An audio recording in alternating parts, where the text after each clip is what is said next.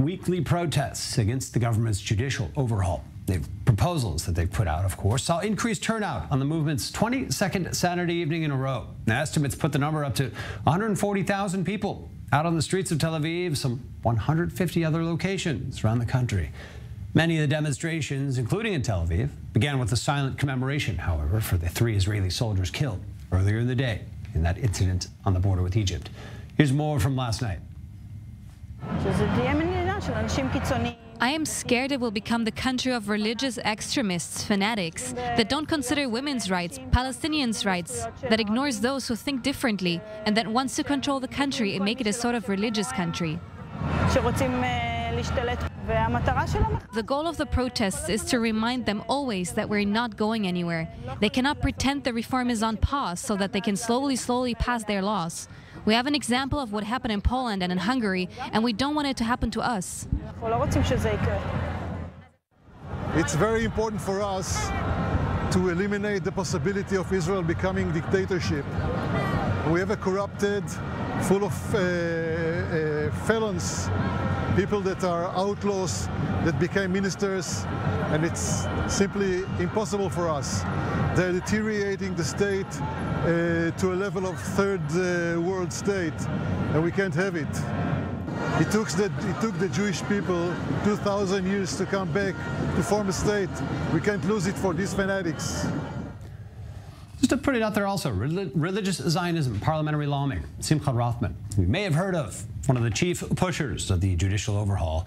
He was filmed forcefully grabbing a protester's megaphone in New York City. You see right here, it was a pretty ugly incident. It sparked outrage in the U.S. and Israel, but today he issued a statement in his defense, claiming he was filmed snatching the megaphone from a group of protesters who had attacked he and his wife. Again, many Israeli lawmakers in New York City this week ahead of a pro-Israel parade taking place there.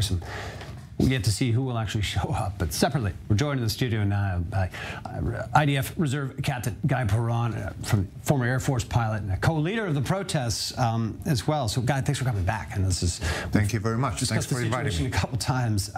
Look, we've got a few layers to talk about. First of all, there were a lot of people out last night in this movement. Again, sustained as it is, there's been some issues like this incident in New York City with Rothman, the crackdown on protesters outside the Netanyahu home in Caesarea that many said sort of fueled the frustration a little more, got people back out in the streets.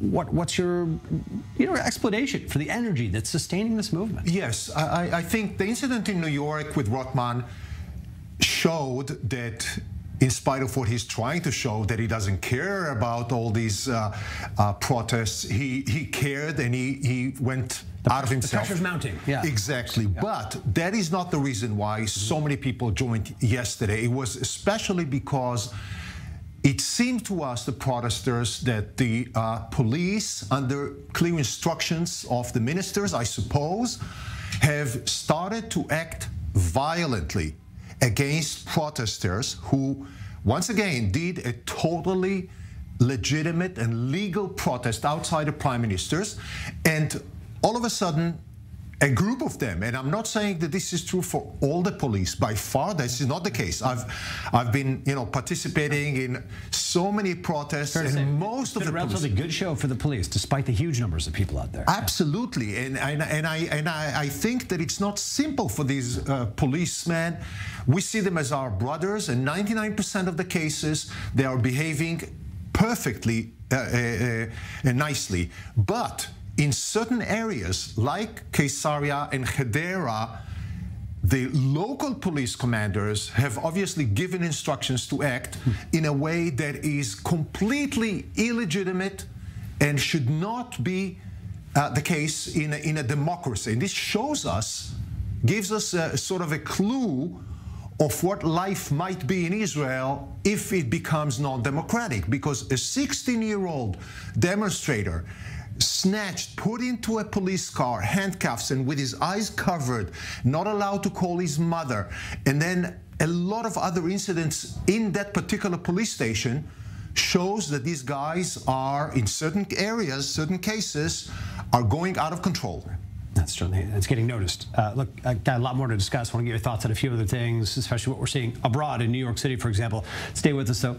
time dictates we have to step out for another break here on the program. But we're focusing on the large protests that emerged again around Israel last night against the judicial overhaul and some manifestations of it that we're seeing even today in New York City, where certain lawmakers who are there, part of a pro-Israel movement and a parade take place, are being hounded by protesters. Well, we're still joined in the studio by IDF Reserve Captain Guy Perron, is a co-leader of the protest movement. So, look, we were just discussing this before. It's remarkable to see, how the level of coordination, even abroad, these lawmakers going to New York.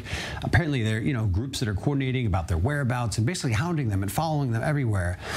Look, this is crossing arguably a lot of lines. Getting in front of lawmakers, their families, in the public and their private space as well. Does it go too far? When some of these protesters are essentially chasing down a man and his wife at dinner in New York City, are there red lines being crossed in some of these incidents? Where there's really no separation between their job and their life, in other words. Well, you're right. If this horrible government had not crossed many red lines, this would never have happened, because protesters in our side have been doing mainly quiet and legal protest.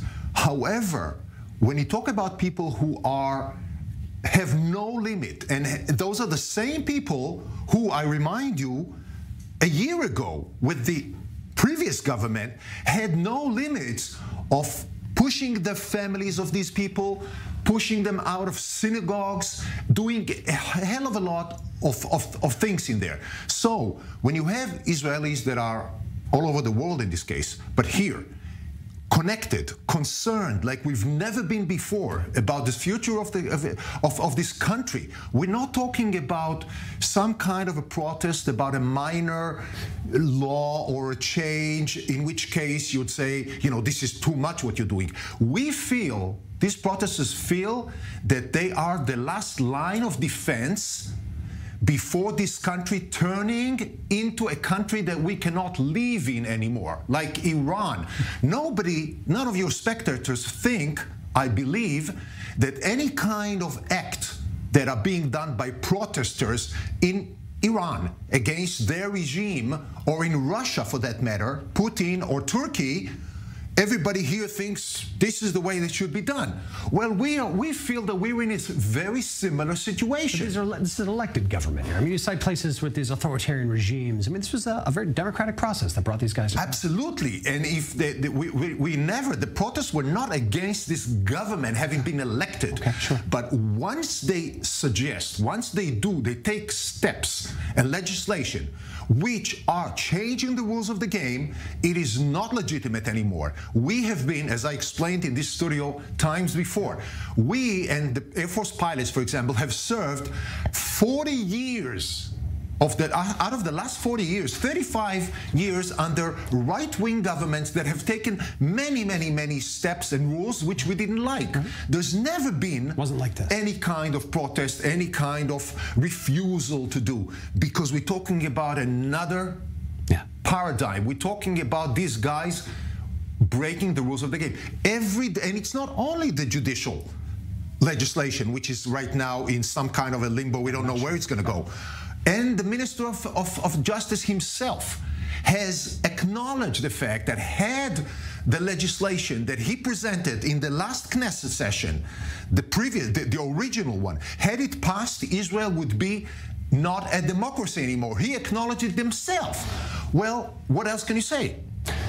We'll see where this goes from now. But Guy Perron, thanks for being with us. Clearly, it's still a very vibrant protest movement taking place internationally at this point. So. Very much so. And yesterday's massive presence of demonstrators was to show everybody that thought that the protest is losing steam.